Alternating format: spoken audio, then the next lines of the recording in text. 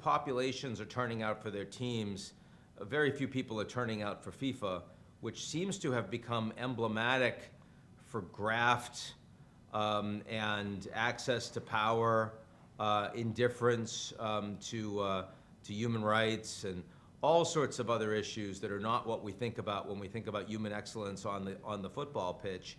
How has FIFA lost their way, and how bad is it?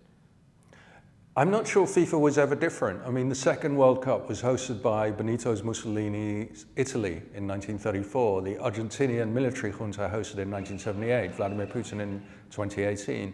So FIFA has always been happy to give the World Cup to any autocrat. It has never shown particular concern for human rights. I think the difference this time is because it's in the US, the country that's used to paying the highest prices for sports tickets in the world, they have tried to take advantage of that by charging extortionate ticket prices, which was never in the World Cup tradition. There was always this idea that the World Cup was a kind of international public good that everybody should be able to access if they loved soccer without paying terribly high prices. You know, there'd be a few extremely expensive tickets for sponsors and so on, but mostly you could get into almost any World Cup game in the past for under $100. And in the US, they've thrown that out the window. They're charging these extremely high ticket prices. And it's a kind of test of whether the public and the soccer supporting public will bear that, because it's so much against the tradition of the World Cup. But yeah, FIFA is run a lot like an autocracy. And of course, in our world today, that's become a much more common thing. So Gianni Infantino, the FIFA president, he consorts with people like Mohammed bin Salman, Vladimir Putin at World Cups. Now with Donald Trump, Trump spent more time with him than any leader of a country last year, 2025. And Infantino runs FIFA much like a lot of autocrats run their country. He runs it pretty much solo. If you want to know what FIFA's doing, the best place to follow it is on his personal Instagram account. He earns a salary of over $6 million.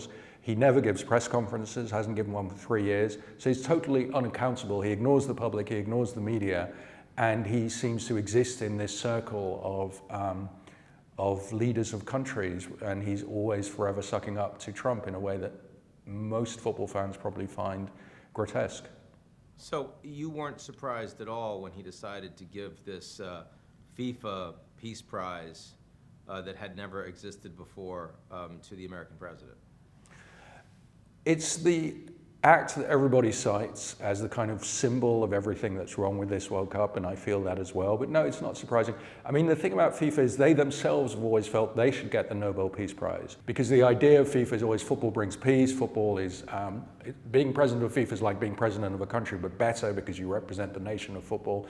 Sepp Blatter, the previous president, desperately wanted the Nobel Peace Prize. So I think Infantino was very well placed to understand Trump's personal desire and obsession with that prize.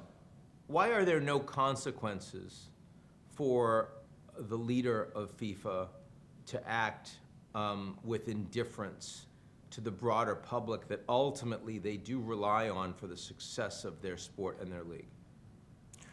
Well, in the same way that Vladimir Putin or Mohammed bin Salman are unaccountable, the public doesn't elect Infantino. Infantino's responsibility is to the 200 plus presidents of national federations, you know, from the US Soccer Federation to American Samoa or Liechtenstein. They all have one vote. And a lot of these federations have no money coming in at all, except from the World Cup. And his offer to those presidents of federations is, I'm going to bring in as much money as possible from the World Cup, including through ticket prices. I'll channel loads of it to you. If you, the president of a national federation, want to stick that in your back pocket or in your personal bank account, nobody is going to check up. On the other hand, if you feel like it, you can invest it in building soccer fields, training coaches. And so these presidents, they elect him based on what he gives them and what soccer fans think is totally immaterial to Infantino or FIFA.